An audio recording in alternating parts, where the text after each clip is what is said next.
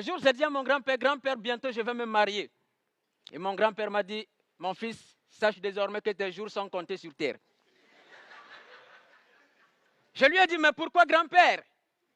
Il me dit, parce que le mariage, c'est la seule guerre avec laquelle tu dors avec ton ennemi tous les jours. Mon grand-père m'a dit, fils, quand tu veux te marier, mieux vaut un bon célibat qu'un mauvais mariage.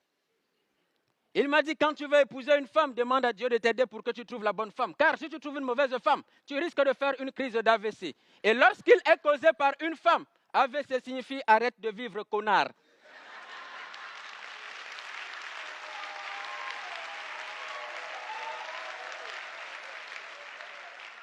Ça, c'était mon grand-père. Alors j'ai dit à mon grand-père, mais grand-père, comment fait-on pour trouver la femme de sa vie? Il m'a dit, il y a deux types de femmes, les belles et les moins belles.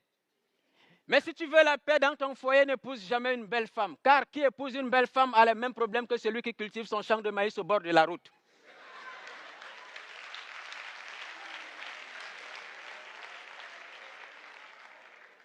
J'ai dit à mon grand-père, grand-père, comment faire pour connaître la femme de sa vie?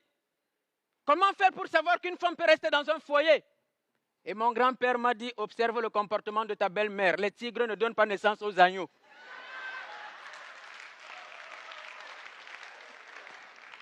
Mon grand-père, il m'a dit un jour, si ta femme, même en blaguant ou dans les problèmes, te dit, je vais te quitter, sache qu'elle t'a quitté depuis. Et si tu la vois simplement à côté de toi, sache qu'elle attend simplement que ton rival lui envoie les sous pour déménager. Je n'ai pas écouté les conseils de mon grand-père, je me suis marié. 2 mois après, ma femme m'a quitté. Elle a épousé un idiot qui venait de l'Europe, parce qu'il lui avait promis le paradis sur terre. Après avoir passé 2 semaines dans la maison de ce petit cancre, elle me rappelle au téléphone un matin, elle me dit, chérie, s'il te plaît, excuse-moi, je sais que j'ai merdé, redonne-moi ma chance, est-ce que je peux revenir vivre avec toi? Je me suis mise à rire. Elle me dit, chérie, tu ris alors que j'ai des problèmes? Je lui dis, non, je ris parce que tu viens de comprendre que le tourisme est différent de l'immigration. Reste là-bas.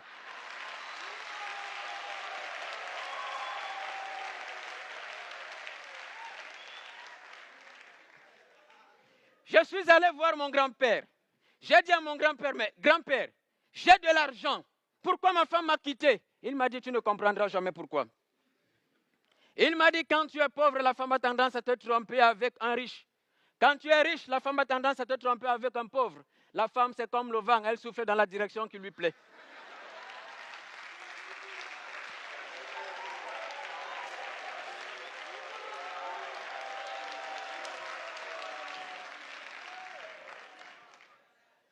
J'ai dit à mon grand-père, grand-père, j'aime mal.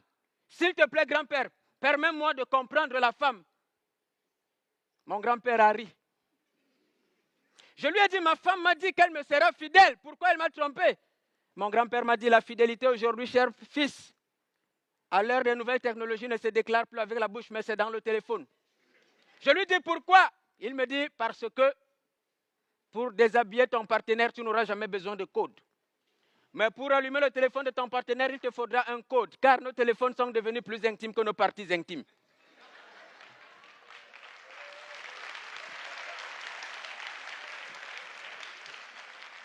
J'ai dit à mon grand-père, grand-père, maintenant dis-moi sérieusement, qu'est-ce qu'il faut pour comprendre la femme? Et mon grand-père m'a dit, mon fils, aucune science, aucune étude, aucune analyse médico-légale, aucune doctrine, aucune religion ne comprendra la femme. Car si Dieu avait voulu que l'homme comprenne la femme, il n'aurait jamais endormi Adam pendant qu'il criait Ève.